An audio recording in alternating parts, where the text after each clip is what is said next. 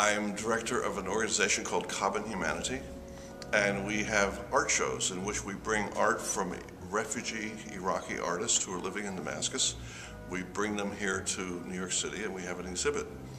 And we're just in the middle of our third exhibit, and we're very excited. We have some wonderful paintings by something like 27 artists who studied professionally in Baghdad.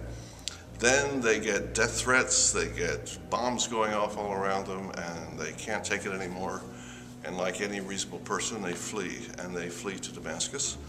And in cooperation with the United Nations High Commissioner for Refugees, we've met the refugees and we pay them for the paintings, and then we bring them here and sell them and try to recoup the cost of our outlay, and if we can, we go back and of a misunderstanding. I mean, we think that these are simple people living in hills, riding camels, and making bombs at night in their basement. This is perhaps a little bit overstretched, but really we are fixated on terror. We basically see this whole world through a lens of terror.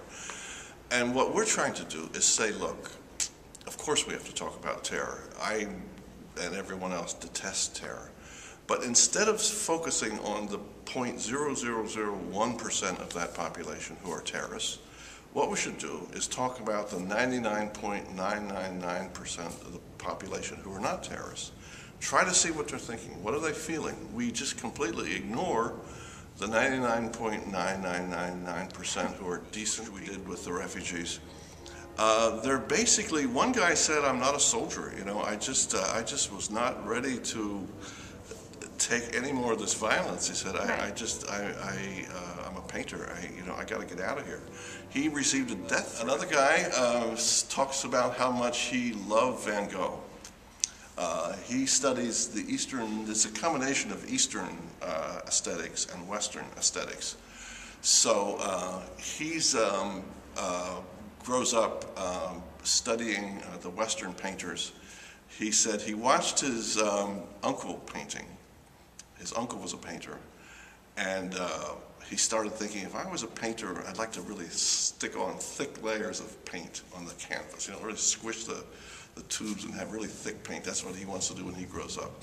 So he finally grows up and becomes an artist, and this is what he loves to do, is put thick layers of paint, as his model Van Gogh did, and Vincent.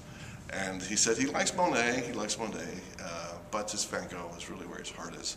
So the humanity of these people is what has us so excited. It's Tuesday, Wednesday, Thursday evenings, 5 to 9.